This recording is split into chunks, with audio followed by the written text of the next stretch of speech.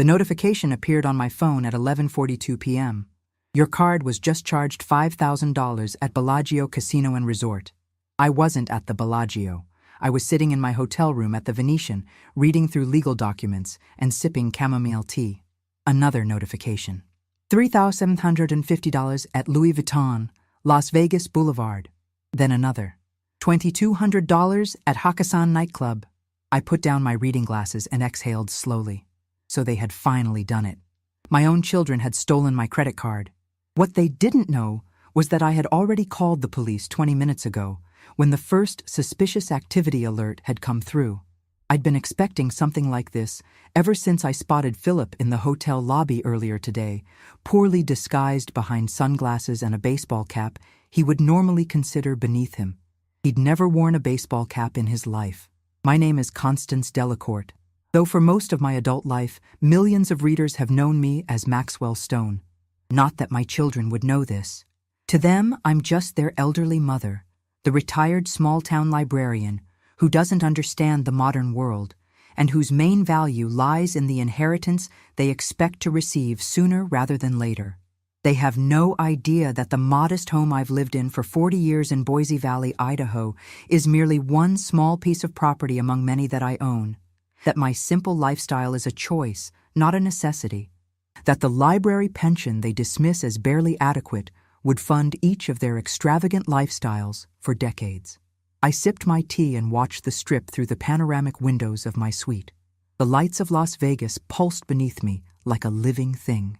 In the reflection of the glass, I could see myself, silver hair tied back in a neat bun, reading glasses perched on my nose, wrapped in a hotel bathrobe that probably cost more than what my children think I spend on clothes in a year.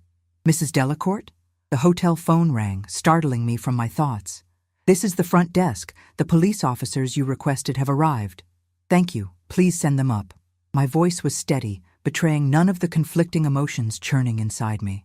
I had not wanted things to come to this, but perhaps it was inevitable. For years, I'd watched my children grow increasingly entitled, increasingly dismissive, the subtle condescension when I spoke, the eye rolls when they thought I wasn't looking, the way they spoke about me to others, as if I were a child they were burdened with rather than the woman who had sacrificed everything to raise them. When my husband Thomas died 12 years ago, it only got worse. Philip immediately took over our modest family finances, assuring me it was for the best, since I never had a head for numbers. What he never knew was that while I allowed him access to the small accounts connected to my library pension and Thomas's insurance, the real money, the Maxwell Stone money, was carefully hidden away in trusts and investments they knew nothing about. I changed into a simple black pantsuit, one of the few designer items I'd allowed myself to purchase under my own name, and waited for the police. The door buzzer sounded just as my phone lit up with yet another charge notification. $7,200 at Caesar's Palace, high-limit room. The two officers looked exactly as I'd expected. Young, professional, slightly confused about being called to one of the Venetian's most expensive suites by an elderly woman. Mrs. Delacourt? I'm Detective Diaz, and this is Officer Ramirez. You reported a theft? Detective Diaz was tall, Hispanic, with intelligent eyes that took in my suite with a quick professional glance. I could see the momentary confusion, the mental recalibration, as he tried to reconcile the wealthy surroundings with the elderly woman before him. Yes, Detective. My credit card has been stolen, and the thieves are currently on a spending spree across the strip. I handed him my phone, showing the string of notifications. I believe the suspects are my 3 adult children. I watched his expression shift from professional courtesy to genuine surprise. Officer Ramirez, a young woman who had been hanging back slightly, stepped forward with sudden interest. Ma'am, you're saying your own children stole your credit card? Diaz asked, his tone carefully neutral. Yes, and I'd like to press charges. The silence that followed was heavy with unasked questions. I waited patiently as Detective Diaz processed this information. May I ask why you believe it's your children? Because I saw my eldest son, Philip, following me earlier today.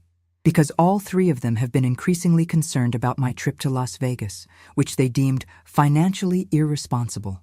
And because they have a history of treating my finances as their own personal concern. I walked to my purse and removed a small black notebook. Old habits die hard when you've been a writer for decades. I've documented every instance over the past 5 years where they've attempted to control my finances or make decisions without my consent. I've also compiled evidence of their own financial difficulties, which I believe motivated this theft. Detective Diaz's eyebrows rose slightly as he accepted the notebook. Officer Ramirez shifted uncomfortably. Mrs. Delacour, family disputes can be complicated. Are you certain you want to pursue criminal charges? This could permanently damage your relationship with your children. I smiled at her concern. Officer Ramirez, what relationship? They see me as a burden, an ATM, or an inconvenience. I've spent 50 years being underestimated, first as a female writer in a male-dominated genre, then as a widow, and now as an elderly woman. I'm done being underestimated. I walked to my laptop and opened a document. This is my current net worth statement from my financial advisor. As you can see, I am more than comfortable. My children believe I live on a small pension. They have no idea that I am worth approximately $38 million. Their expressions would have been comical under different circumstances. Detective Diaz recovered first. Mrs. Delacour, may I ask why you've kept this hidden from your family? Because money reveals character, Detective, and I wanted to know who my children really were. I checked my watch. Based on their spending pattern and the timing, I believe they're currently at Caesar's Palace, probably at the high-limit poker tables. Philip fancies himself a skilled player. I couldn't keep the hint of derision from my voice. I'd like them arrested tonight, but with minimal public spectacle if possible. This isn't about humiliating them. It's about consequences. While Detective Diaz made some calls, Officer Ramirez regarded me with newfound interest. May I ask why you're in Las Vegas, Mrs. Delacour? I considered how much to reveal. I'm here on business, actually. Literary business.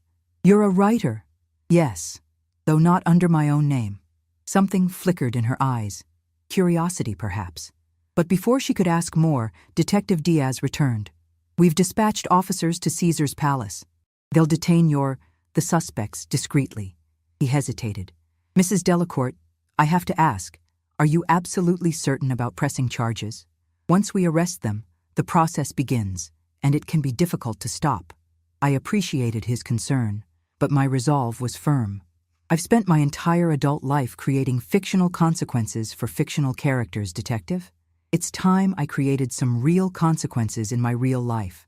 What I didn't tell them was the rest of my plan, that this arrest was merely the opening move in a much larger game.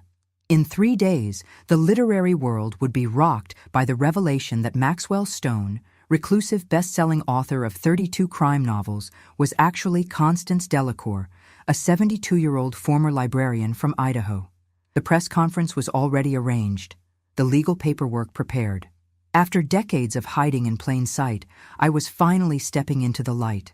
And my children's theft had inadvertently given me the perfect opportunity to sever the last ties binding me to a life of invisible service to others. The next hour passed in a blur of paperwork and phone calls. I provided statements, signed forms, and answered questions.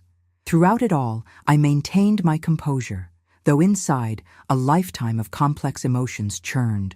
Regret for what might have been, anger at what was, and underneath it all, a surprising sense of liberation. My phone rang at 1:17 a.m. It was a number I didn't recognize. Mrs. Delacour, this is the Clark County Detention Center. We have 3 individuals in custody who claim to be your children. They're requesting that you come down to post bail. I closed my eyes briefly. Please inform them that I will not be posting bail tonight, or at all. There was a pause on the other end. Ma'am, they're quite insistent that there's been a mistake. No mistake, officer. They stole my credit card and charged over $20,000 without my permission. That's grand theft. I've provided statements to that effect to the arresting officers. Another pause. Yes, ma'am, I'll inform them. After hanging up, I turned to find Detective Diaz watching me with an unreadable expression. They thought you would bail them out, he observed. They've always expected me to clean up their messes, to prioritize their needs above my own, to forgive without consequence. I gazed out at the Vegas skyline. Not this time. Detective Diaz nodded slowly. We'll need you to come to the station tomorrow to provide a formal statement. The charges are serious. Credit card fraud, grand theft. They could be looking at significant jail time, especially if they have prior records. They don't. They've led privileged lives where their mistakes were always erased. By me, by their father when he was alive, by the safety net of family money. I turned back to him. That ends tonight.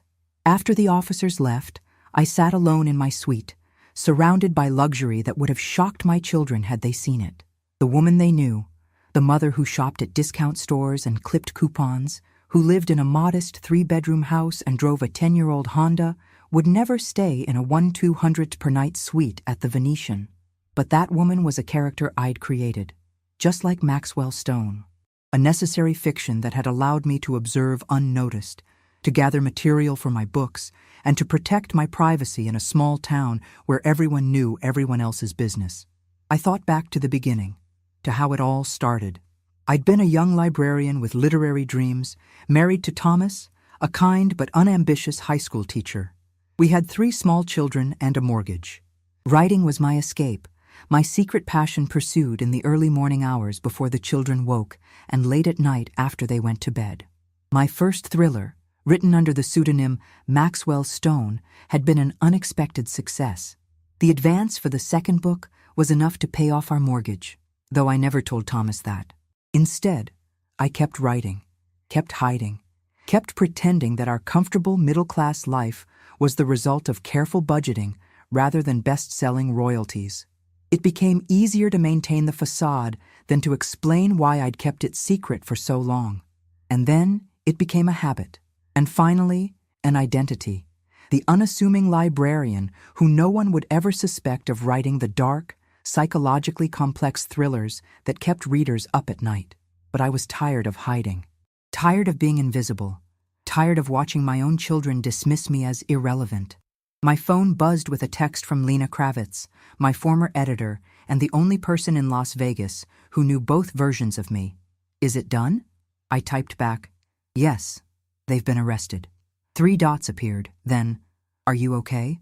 Was I? I considered the question carefully. My children were in jail. I had engineered their arrest. In 3 days, I would reveal my secret identity to the world, upending not only my life, but theirs as well. The financial support they'd come to depend on, the loans that were never repaid, the gifts that were expected rather than appreciated, would end. They would have to face the consequences of their actions, perhaps for the first time in their lives. "I'm not okay," I replied honestly, "but I will be." I set down my phone and picked up the legal documents I'd been reviewing before all this began. The contract for the rights to my life story, the film option for my first novel, the paperwork establishing the Constance Delacour Literary Foundation that would eventually inherit most of my fortune. Tomorrow, I would visit my children in jail. I would look them in the eyes and tell them everything. About Maxwell Stone, about the money, about the press conference that would make headlines across the literary world. I would watch them process the realization that the mother they had dismissed for so long had been playing a role more successfully than they could have imagined. They would be angry. They would feel betrayed. They might never forgive me. But for the first time in decades, I would be seen. Not as a mother, not as a widow, not as an elderly woman to be patronized and controlled. As myself, as Constance Delacour, as the woman who had sold over 40 million books worldwide without anyone knowing her name. The lights of Las Vegas continued to pulse below, a city built on secrets and revelations, on fortunes won and lost. It seemed fitting that it would be here, in this temple to chance and risk, that I would finally stop playing it safe. I closed the legal documents, turned off the lights, and went to bed. Tomorrow would bring confrontation and pain, but also, finally, truth. And after a lifetime of writing fiction, the truth felt like the most dangerous, most exhilarating story of all. The Clark County Detention Center smelled like industrial cleaning products and desperation. I sat in the visitation room, back straight, hands folded neatly in my lap, waiting. The guard had informed me that my children were being processed for the meeting. I'd specifically requested to see all 3 at once. A confrontation, not a series of individual manipulations where each could try their particular brand of emotional leverage on me separately. Last night had been surprisingly peaceful. I'd slept better than I had in years, unburdened by the weight of decades of secrets. The morning brought clarity rather than doubt. I was on the right path, finally. The door buzzed open, and they filed in. Philip first, then Elaine, and finally Warren. All three wore identical orange jumpsuits, their faces masks of shock, anger, and confusion. Philip's carefully styled hair was disheveled. Elaine's makeup-free face made her look younger and more vulnerable than I'd seen her in years. Warren's usual academic smugness had been replaced by a pale, haunted expression. None of them would meet my eyes as they took their seats across the table. "Mother." Philip's voice was tight with controlled fury. "What the hell is going on? This is insane. You need to drop these charges immediately." Elaine leaned forward, her voice dropping to an urgent whisper. "Do you have any idea how embarrassing this is? They handcuffed us. In public. At Caesar's palace." Warren said nothing, just stared at the table, his jaw working. I observed them silently for a moment, these three adults who had emerged from my body, who carried my blood and my husband's, yet who had become strangers to me. When had that happened? Not overnight, gradually, imperceptibly, like water carving a canyon through stone. One dismissive comment, one patronizing gesture at a time. "You stole my credit card," I said finally, my voice calm and matter-of-fact. "You charged over $20,000 without my permission. That's a felony." "We were going to pay it back." Elaine's voice rose shrilly. "It was just what?" I interrupted. "Just a lark? Just a bit of fun at the expense of your elderly mother, who wouldn't notice or wouldn't mind?" "You don't understand," Philip began, his lawyer voice emerging. "We were concerned about you. Coming to Las Vegas, staying in an expensive hotel. It's not like you, Mother. We thought you might be having cognitive issues." I smiled thinly. "So your solution to my supposed cognitive decline was to steal my credit card and spend thousands at casinos, nightclubs, and luxury stores. An interesting form of elder care." Warren finally spoke, his voice hoarse. "Drop the charges, Mom. Please. This is going to ruin us. Philip could be disbarred. Elaine could lose her job. I'm up for tenure next year." "Actions have consequences," I replied. "Something I apparently failed to teach you adequately." Philip's face darkened. "Is this some kind of revenge? Because we suggested that assisted living facility last Christmas? Because we're concerned about you living alone?" "This isn't revenge, Philip. This is a reckoning." I opened my handbag and removed 3 slim folders, placing one in front of each of them. "Before we discuss the charges, there's something else we need to address." They stared at the folders suspiciously, none making a move to open them. "Inside, you'll find some information that may surprise you. For the past 50 years, I've been living a double life. The mother you know, the librarian, the widow, the supposedly financially struggling senior citizen, that's only half of who I am." Elaine rolled her eyes. "Mother, if this is some kind of dementia-induced fantasy..." "Open the folders," I cut her off, my tone leaving no room for argument. Reluctantly, they complied. Inside each was a printout of my Wikipedia page, not Constance Delacourt's, which didn't exist, but Maxwell Stone's. Alongside it were royalty statements, copyright registrations, and photographs, me with famous authors at private events, accepting awards through my publisher who had acted as my public face, standing outside my Manhattan apartment that none of them knew existed.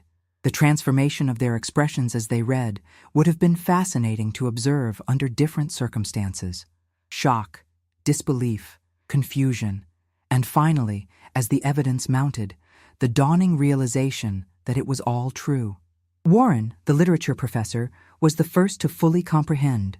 His face had gone from pale to ashen as he stared at the list of titles, books he had taught in his contemporary American fiction courses, books he had analyzed and praised and assigned to countless students. "This isn't possible," he whispered.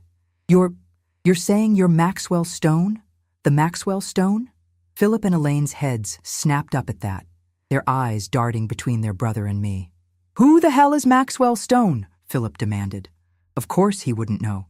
Philip hadn't read a novel since college, and even then only when forced. "Only one of the best-selling thriller authors of the past half-century," Warren answered, his academic tone momentarily overriding his shock. 30-some books, multiple film adaptations, Famously reclusive, no public appearances, no photographs, communicates only through his publisher. He looked back at me, eyes wide. It's not possible. It's not only possible, it's true, I replied simply. I wrote my first novel when Philip was in kindergarten. It was published when Elaine was in diapers. By the time Warren was born, I had 3 bestsellers and was supporting this family entirely on my writing income, though your father never knew that. Dad didn't know? Elaine's voice was faint. No one knew. That was the point of a pseudonym. Philip, ever the pragmatist, had gone straight to the royalty statements. His expression shifted from confusion to calculation as he scanned the numbers. These amounts, millions per year, for decades. He looked up sharply. Where is all this money?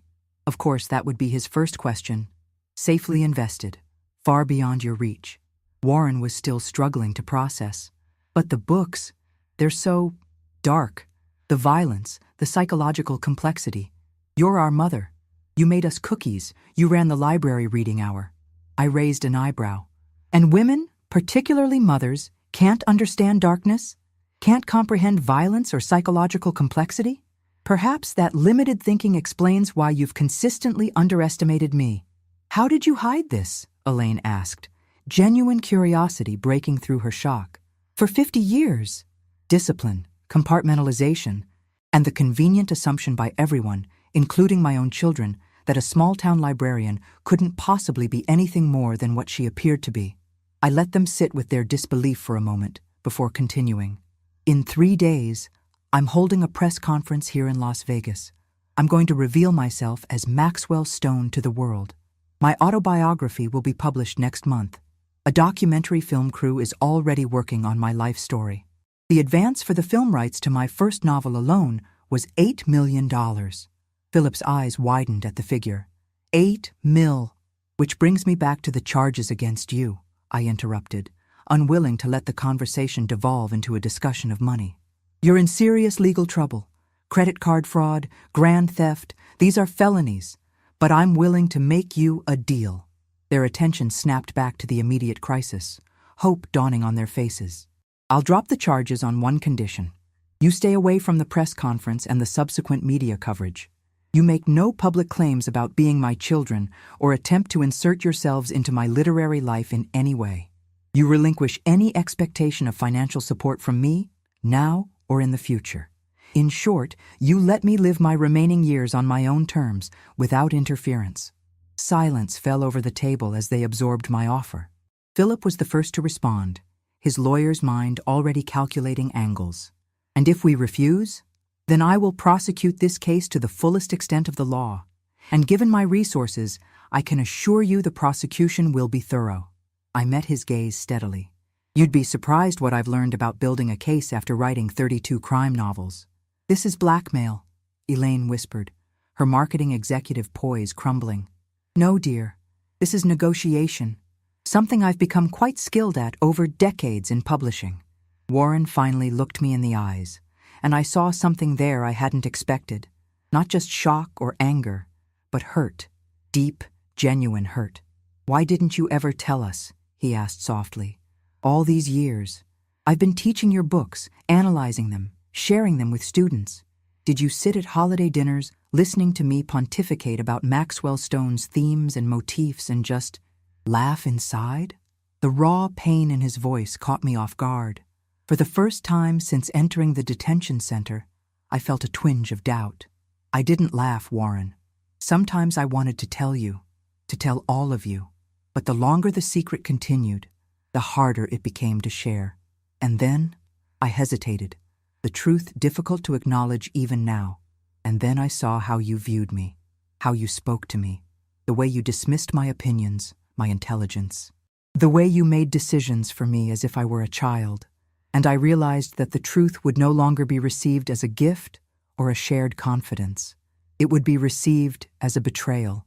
So instead you're revealing it like this? As some kind of twisted punishment? Elaine's voice cracked with emotion. Not punishment, liberation. I straightened my shoulders. For all of us, you'll be free from the obligation of managing your supposedly financially insecure mother. I'll be free to live authentically for whatever time I have left. Philip had recovered his composure, his legal mind clearly working through the implications. These charges would ruin us, my practice, Elaine's career, Warren's academic standing. Yes, they would. And you'd do that to your own children? After everything we've done for you? I couldn't help the small, sad laugh that escaped me. What exactly have you done for me, Philip? Taken over my finances without permission? Discussed assisted living as if I weren't in the room? Treated my home as if it were already your inheritance? His face flushed with anger, but he had no response. The choice is yours, I continued. Accept my terms or face prosecution. Either way, our relationship as it has existed is over. Warren looked stricken. You'd cut us off completely? Your own children? I'm offering you a clean legal slate. What you do with it is up to you. If, after some time and reflection, you wish to rebuild a relationship based on mutual respect and honest communication, I would be open to that possibility. But the financial dependence, the condescension, the control, that ends today. The guard knocked on the door, signaling our time was nearly up. You have until tomorrow morning to decide, I said, gathering my handbag. I'll inform Detective Diaz of your decision. I stood, feeling oddly light despite the heaviness of the moment. 50 years of secrets, of hiding my accomplishments, of diminishing myself to fit into the box others had constructed for me. All of it was finally over. For what it's worth, I added softly, I've always been proud of each of you. Your accomplishments are your own. I never used my connections to help your careers, though I could have. Whatever you decide, that won't change. I turned to leave, but Elaine's voice stopped me. Mom, all those fancy private schools, college tuitions, the down payments on our first homes, was that all from your writing? I looked back at my only daughter, seeing a glimpse of the curious little girl who used to sit on my lap during story hour at the library. Yes? And Dad never knew? He thought his teacher's salary covered all that? Your father was a wonderful man who believed in miracles and exceptional budgeting skills. I let him believe what made him happy. With that, I left them to their decision. Outside the detention center, the bright Nevada sun was blinding after the fluorescent institutional lighting. I slipped on my sunglasses and took a deep breath of the desert air, hot and dry and clarifying. My phone buzzed with a text from Lena. How did it go? I didn't respond immediately. How had it gone? Not as triumphantly as I'd imagined. Their faces, especially Warren's, haunted me. The hurt had been real. The shock, genuine. Had I been too harsh? Too uncompromising? No. This confrontation was long overdue. The theft of my credit card had merely precipitated what needed to happen regardless. If there was pain in the revelation, it was pain that had been building for years, like pressure along a fault line. The earthquake was inevitable. The only variables were timing and magnitude. I texted back, "It's done. Meeting you for lunch as planned." Lena was waiting at the restaurant in the Bellagio, a private table with a view of the famous fountains. At 68, she was still striking. Elegant silver hair in a sleek bob, impeccable makeup, designer clothes that spoke of a woman who knew her own worth and expected others to recognize it as well. She had been my editor for 30 years before retiring to Las Vegas after her divorce, the only person besides my lawyer who knew both Constance Delacourt and Maxwell Stone. "You look like you've been through the wars," she observed as I sat down. "Just family court," I replied dryly. The waiter appeared with champagne, Lena's standard order whenever we met, regardless of the time of day or circumstance. "I took the liberty," she said, raising her glass. "To liberation." I clinked my glass against hers, the crystal producing a clear, perfect tone. "To liberation." We sipped in companionable silence for a moment before Lena spoke again. "Did they believe you?" "They had no choice. I brought documentation." Always the thorough researcher. Lena smiled. "How did Warren take it?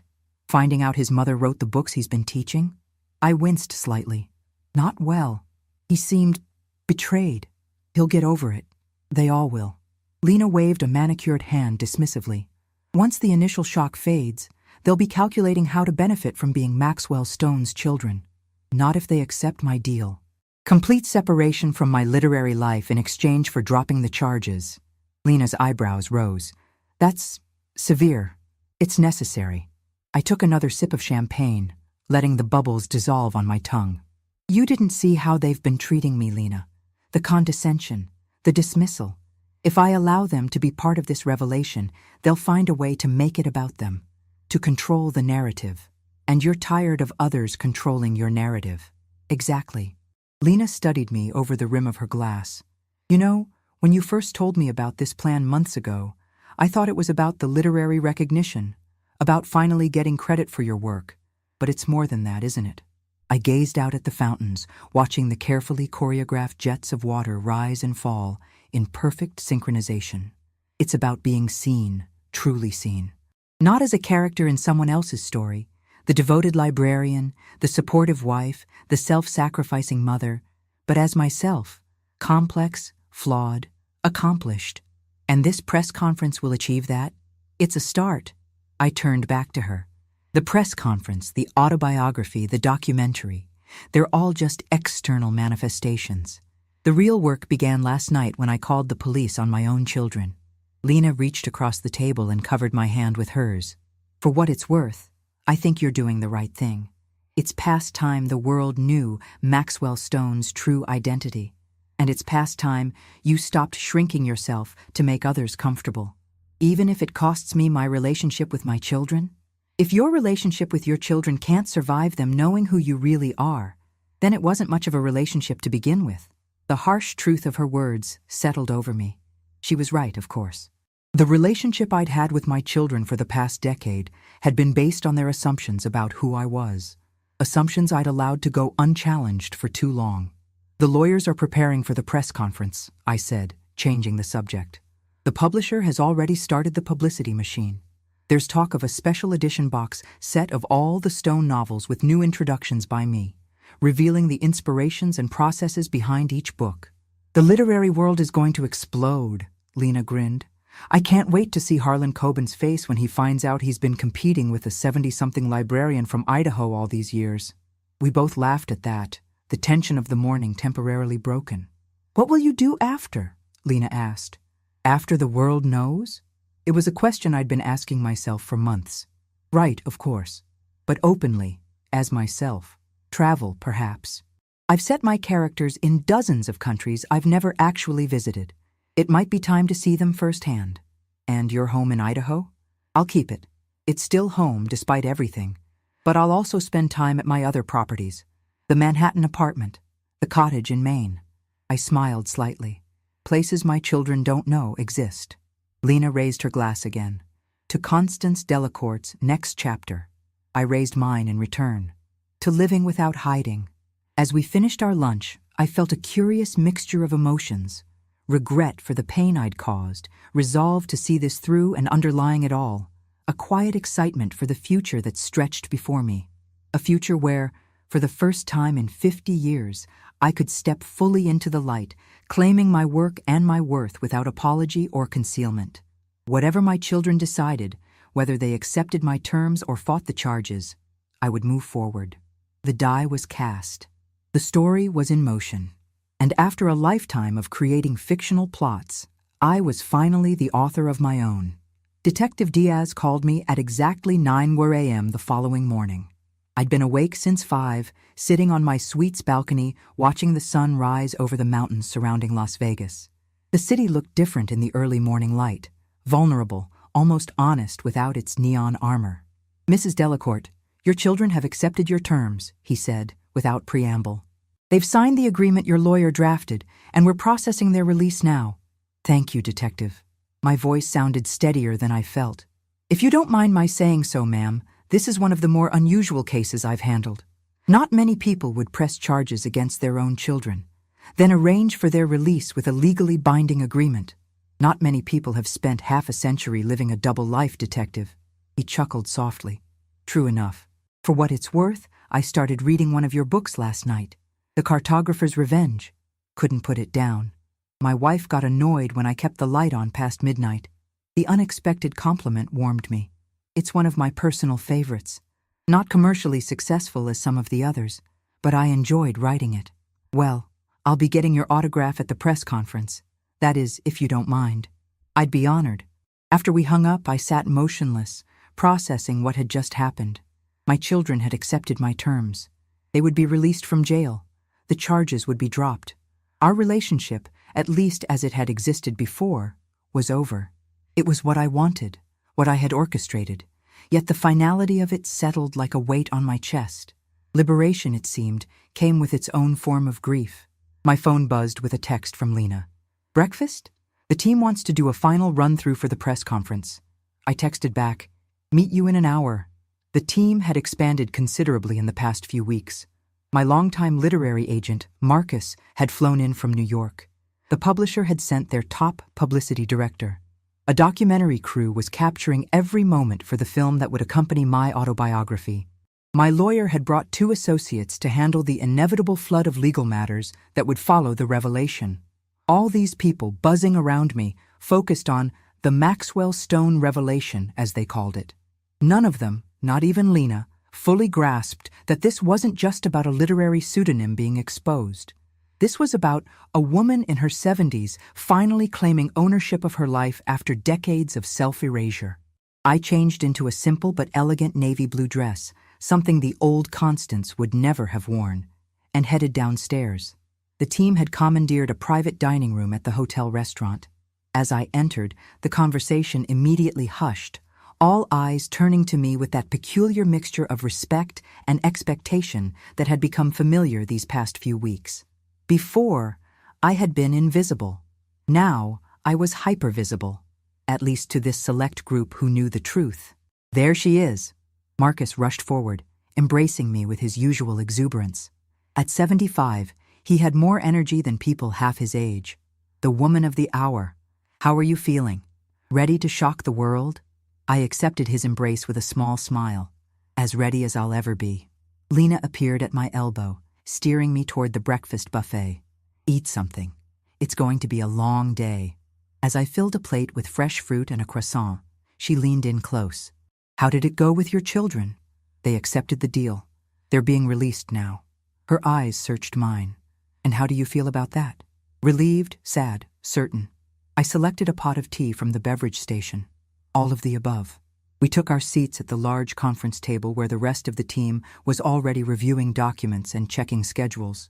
Sophia, the publicity director, a sharp-eyed woman in her 40s with the focused intensity of someone who had built her career on managing public perceptions, slid a folder toward me. "We finalized the press list. Every major literary publication, all the national newspapers, the morning shows, the late-night shows. Everyone wants an exclusive with Maxwell Stone. With Constance Delacour," I corrected gently. She smiled, acknowledging the correction. "Of course. With Constance Delacour, the woman behind Maxwell Stone. The interest is unprecedented, especially given that there's never been a photograph of Maxwell published. Which is why we need to discuss security again," interjected David, the head of my legal team. "Once your identity is public, you'll lose all privacy. Paparazzi, fans, curiosity seekers, they'll all want a piece of you." I sipped my tea calmly. "I'm 72 years old, David. I've spent my entire adult life being overlooked and underestimated. I think I can handle a few photographers." "It won't be a few," he warned. "This is a major literary revelation. You're about to become very famous under your own name." The documentary director, Emma, who had been filming our breakfast meeting from a discreet distance, lowered her camera and approached the table. "Mrs. Delacour, we'd like to get some footage of you preparing for the press conference. Maybe some reflective moments in your suite, looking over your earlier works, that sort of thing." I nodded my agreement, though the idea of performing reflective moments for the camera seemed slightly absurd. My entire life had been reflective moments, hidden from view. The meeting continued with discussions of schedules, talking points, potential questions from the press, and security arrangements. I participated when necessary, but part of me was elsewhere, thinking about my children being processed out of jail, wondering what they were feeling, what they were saying to each other. Had I been too harsh? The question kept surfacing despite my attempts to suppress it. Was there another way I could have handled their theft, their dismissive treatment? Perhaps. But years of writing crime novels had taught me that sometimes a dramatic catalyst was necessary to force real change. As the meeting wound down, my phone buzzed with a text from an unknown number. "Mom, it's Warren. Can we talk before the press conference? Just me, please. I stared at the message, conflicted. Of my 3 children, Warren was the one who would be most affected professionally by my revelation. His academic career was built partly on his analysis of Maxwell Stone's works. Finding out that his own mother was the author he'd dissected and critiqued so thoroughly must have been especially disorienting for him. After a moment's hesitation, I texted back, "The Venetian lobby bar, 2 p.m. Everything okay?" Lena asked, noticing my distraction. "Warren wants to meet." Her expression turned concerned. "Are you sure that's wise? The press conference is tomorrow. He's my son, Lena. And of the 3, he's the one who might actually want to understand, not just protect his own interests." She didn't look convinced, but knew me well enough not to argue. "Just be careful. Don't let him manipulate you into changing your plans." "I spent 30 years writing manipulative characters, Lena. I think I can recognize the tactics." The rest of the morning passed in a flurry of final preparations. I recorded some promotional material for the publisher, reviewed the press release one last time, and sat for a professional hair and makeup trial for the next day's event. Through it all, the text from Warren lingered in the back of my mind. At 1:45, I excused myself and made my way to the lobby bar. It was relatively quiet at that hour, with just a few tourists nursing afternoon cocktails and some business people having late lunches. I chose a table in the corner with a good view of the entrance and ordered a pot of tea. Warren arrived precisely at 2 how. He had changed out of the detention center jumpsuit into jeans and a button-down shirt that looked hastily purchased, probably from one of the hotel shops. His hair was still slightly damp from a shower, and he had the shell-shocked look of someone who had been through a profound trauma, which I supposed he had. He spotted me and walked over, hesitating before taking the seat across from me. "Thank you for meeting me," he said, his voice subdued. I nodded but said nothing, waiting for him to continue. "I spent all night thinking," he began, running a hand through his hair, a nervous gesture he'd had since childhood. "About you, about the books, about our relationship. I kept going back through memories, trying to spot the signs, trying to understand how I could have missed something so enormous." "We see what we expect to see," I replied. "And you expected to see just your mother, nothing more. That's not fair, isn't it? When was the last time you asked me about my thoughts on literature, Warren? You, the literature professor with a mother who worked in a library for 40 years? Did it never occur to you that I might have insights worth hearing?" He had the grace to look ashamed. I thought. "You thought what? That I read romance novels and bestseller fluff? That my literary understanding was limited to helping elementary school children find Goodnight Moon? I'm sorry." The words came out small, genuine. I softened slightly. "Why did you want to meet, Warren?" He took a deep breath. "2 reasons. First, I need to understand why. Why the pseudonym? Why the secrecy? Why you never told us? And second, I need to know if you meant what you said about cutting us off completely." The server arrived with my tea, and Warren ordered a coffee. I used the interruption to collect my thoughts. I started writing under a pseudonym because in the 1970s, a woman writing graphic crime thrillers wouldn't have been taken seriously. By the time attitudes changed, Maxwell Stone was established, successful. Revealing myself would have been commercially risky. I poured my tea methodically. "As for why I never told you and your siblings, at first, it was to protect you. Children aren't known for keeping secrets. Then, as you grew older, it became more complicated." "Complicated how?" I met his eyes directly. "Your father believed he was the provider for this family. His identity, his sense of worth, was tied to that role. How could I tell him that his teacher's salary was a fraction of what I earned? That the house, the cars, your education, all of it came from my writing? But after Dad died, after Thomas died, you 3 stepped immediately into the role of managing me, as if I were incapable. Philip took over the finances. Elaine started making decisions about my home, my social life, and you, Warren, began treating my opinions as quaint, outdated, irrelevant." He flinched at that. "We were trying to help. Were you? Or were you establishing control? Did any of you ever ask what I wanted, what I needed?" The coffee arrived, and Warren stirred it absently, not drinking. "I still don't understand why you're doing this so publicly. The press conference, the documentary. Why not just tell us privately? Because it's not just about you, or even about me. It's about all the women who've been invisible, underestimated, dismissed. It's about challenging the assumptions people make based on age, gender, appearance. I sipped my tea. And yes, it's also about finally receiving recognition for my work under my own name. Warren was quiet for a long moment, absorbing this. And the second question? About cutting us off? I meant what I said about the financial support ending. That's non-negotiable. You're all successful adults with careers. You don't need my money. And emotionally, are we still your children? The vulnerability in his voice caught me off guard. Beneath the academic exterior, the literary snobbishness, the condescension, was still the little boy who had sat on my lap while I read him stories, who had looked to me for comfort when he skinned his knees, who had beamed with pride when I attended his college graduation. Warren, I will always be your mother. Nothing changes that. But our relationship needs to change. It needs to be based on who I really am, not who you've assumed I am. I set down my teacup carefully. I won't tolerate being patronized or managed anymore. He nodded slowly. And Philip and Elaine? They're not handling this well. I imagine not. Philip has built his identity around being the financial authority in the family. Elaine has always needed to feel superior to me in some way. Learning that I'm not who they thought I was threatens the dynamic they've created. They're angry, hurt, confused. Warren hesitated. They're talking about contesting the agreement, claiming you coerced them while they were under duress. I had expected as much. The agreement will hold. It was properly executed with legal counsel present.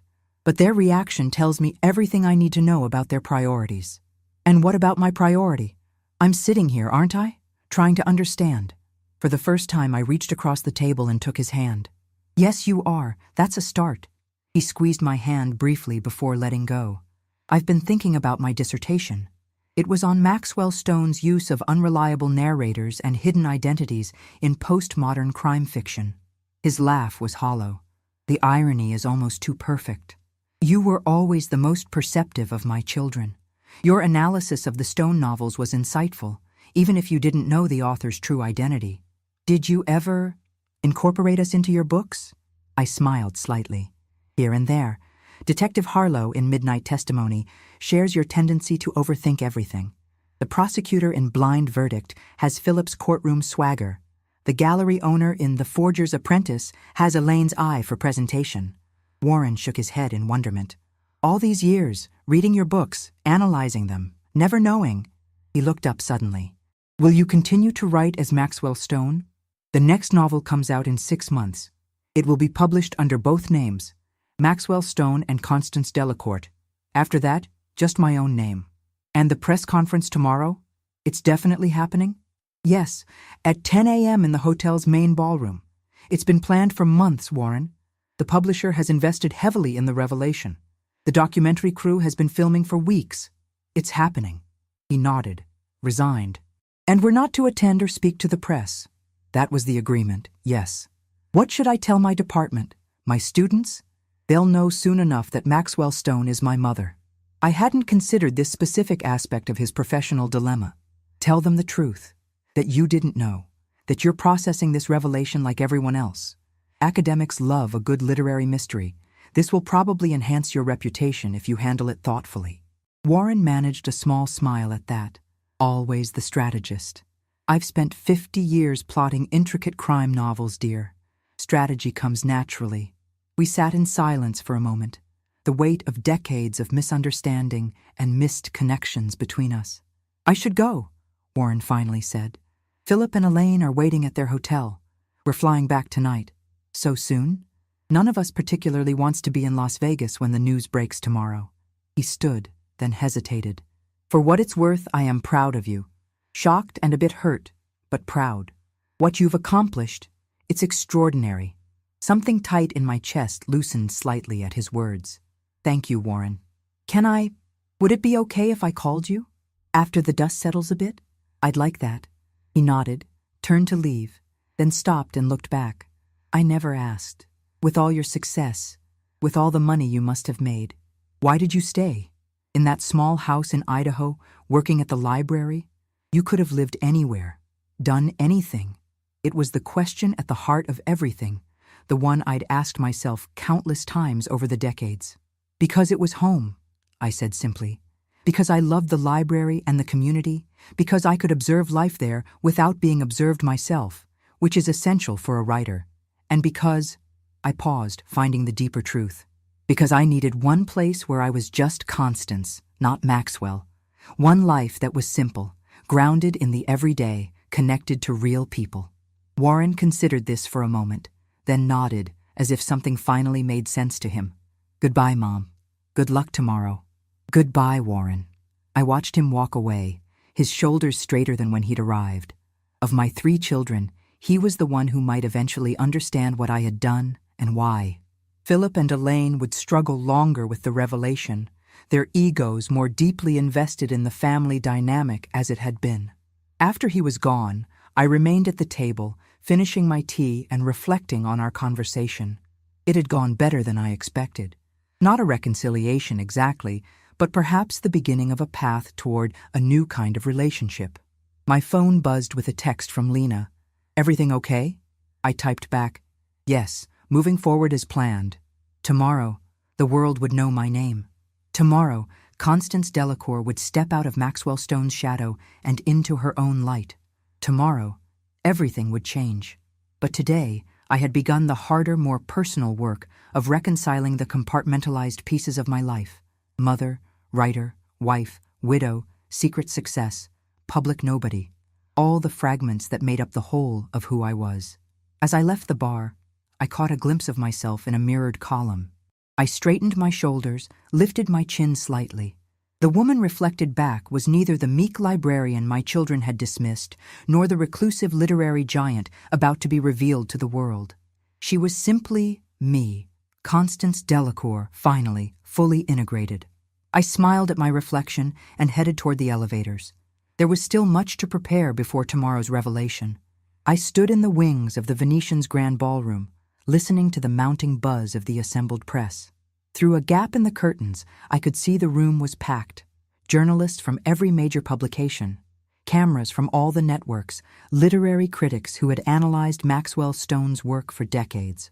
None of them knew exactly what was coming. The press release had been deliberately vague, announcing only that the reclusive author Maxwell Stone will make an unprecedented public appearance to share revelations about the best-selling crime novels. The stage had been set with careful attention to detail. A podium at the center, 2 comfortable chairs for the interview portion, a backdrop featuring the covers of all 32 Maxwell Stone novels. To one side stood a display case containing the original typewriter I had used for my first novel, along with the handwritten manuscript that had launched my career half a century ago. 5 minutes, Mrs. Delacour. A young production assistant touched my elbow gently. Can I get you anything? Water?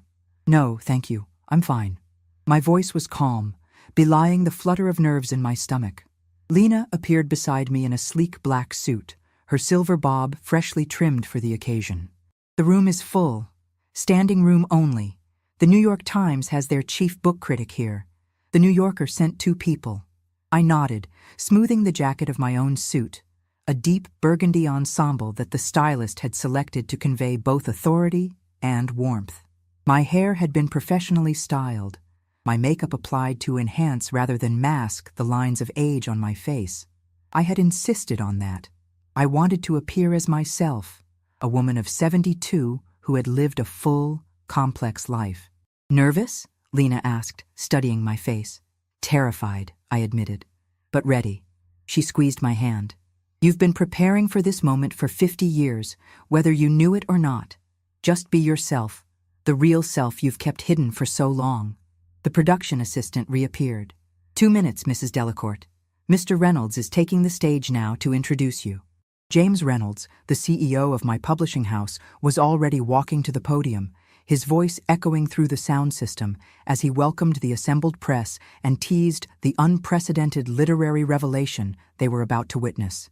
I closed my eyes briefly, centering myself. In my mind, I saw the small bedroom in Idaho where I had written my first novel while my children slept. I saw the library where I had worked for decades, quietly observing the human dramas that would fuel my fiction. I saw my husband Thomas, who had died never knowing the truth about our family's prosperity. And I saw my children, Philip, Elaine, and Warren, as they had been when young, before adulthood and ambition had hardened them, before they had begun to see me as someone to manage rather than respect. And now, ladies and gentlemen, it is my extraordinary privilege to introduce you to the true author behind the name Maxwell Stone. That was my cue. I opened my eyes, squared my shoulders, and stepped onto the stage. The flash of cameras was blinding.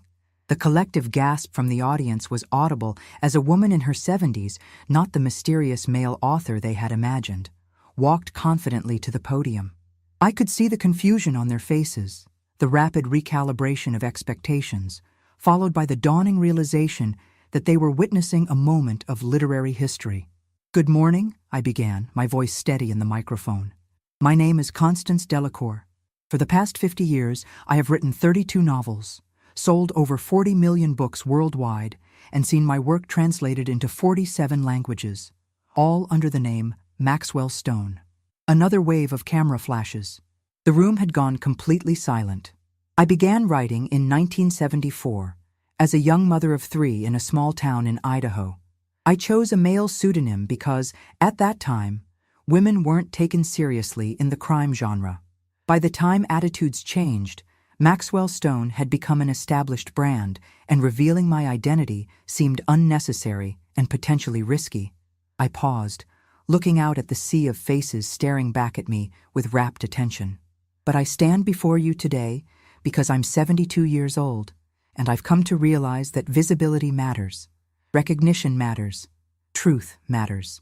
For the next 20 minutes, I spoke about my journey, how I balanced writing with motherhood and my job as a small-town librarian, how I drew inspiration from the people I observed, how I kept my secret from everyone, including my family. I explained how the death of my husband had been a turning point, making me reevaluate the compartmentalization of my life, though it had taken another decade for me to make the decision to reveal myself. Throughout my speech, I was acutely aware of the cameras broadcasting this moment around the world. Somewhere my children would be watching. Somewhere, readers who had devoured Maxwell Stone's dark, complex thrillers were learning that their literary hero was an elderly librarian from the American West. Somewhere, aspiring writers were perhaps finding inspiration in my story of persistence and late-life revelation. After my prepared remarks, James Reynolds joined me in the 2 chairs at center stage for the interview portion. "Mrs. Delacour, or should I call you Ms. Stone?" he began with a smile. "Constance is fine," I replied, surprising myself with the informality. But it felt right. After decades of formality and distance, of hiding behind titles and pseudonyms, the simplicity of my given name was refreshing. "Constance, the literary world is reeling from this revelation. Your books have been studied in universities, adapted into films, analyzed by critics, all under the assumption that they were written by a man. How do you feel about that?" "I have complex feelings about it," I admitted.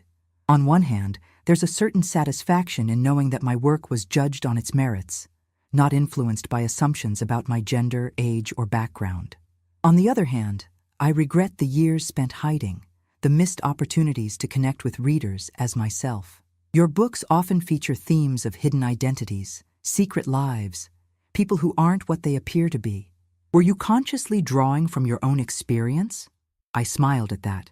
Writers always draw from their own experience, though usually not so literally. Yes, the theme of duality runs through my work because it ran through my life. I was always navigating between these 2 identities, the small-town librarian and mother, and the best-selling author of dark psychological thrillers. The questions continued, about my writing process, about specific books, about the films and television adaptations of my work. I answered each thoughtfully, reveling in the opportunity to finally speak openly about my life's work. When James opened the floor to questions from the press, the first came from the New York Times critic, "Did your family know? And how have they reacted to this revelation?" I had anticipated this question, of course. My response was carefully measured. My family has just learned the truth. and they're processing it in their own ways.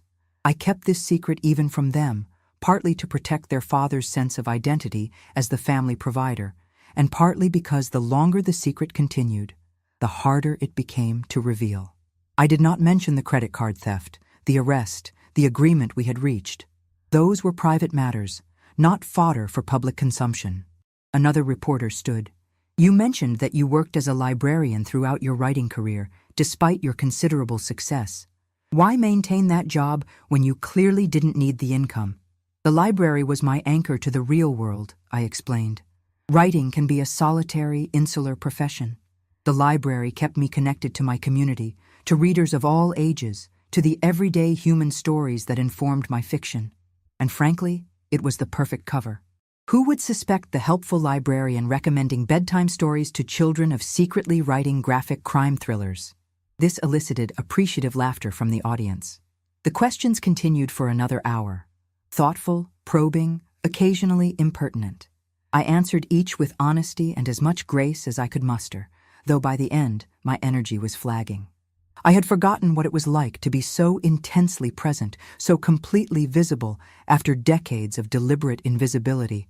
Finally, James stepped in to wrap up the press conference.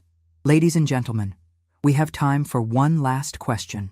The final question came from a young woman at the back of the room. Ms. Delacour, what would you say to other women, particularly older women, who might be hiding their light, diminishing their accomplishments, or letting others define them? The question caught me off guard with its directness, its underlying empathy. I took a moment before answering. I would say that it's never too late to reclaim your narrative, never too late to step into the light, never too late to insist on being seen for who you truly are. I leaned slightly toward the microphone, wanting to ensure my words carried clearly. I would say that the world needs your voice, your perspective, your experience, perhaps now more than ever. And I would say that while there is safety in invisibility, there is power in visibility. Choose power. With that, the formal press conference concluded, though I remained on stage for another half hour, signing books and speaking briefly with various journalists. The energy in the room was electric, a sense that something significant had occurred, a cultural moment that transcended the usual literary publicity event. By the time I was escorted back to the wings, I was exhausted, but exhilarated. Lena was waiting for me, along with Marcus and the publicity team, all of them beaming with the success of the event. You were magnificent, Lena said, embracing me. Absolutely magnificent. Marcus was already checking his phone. The initial coverage is pouring in. The New York Times has already posted a breaking news story. Our Maxwell stone revealed is trending on Twitter. Your publisher's website has crashed from the traffic. I nodded, acknowledging their excitement, but feeling strangely detached from it. After decades of separation between my writing life and my personal life, this sudden merging of worlds was disorienting.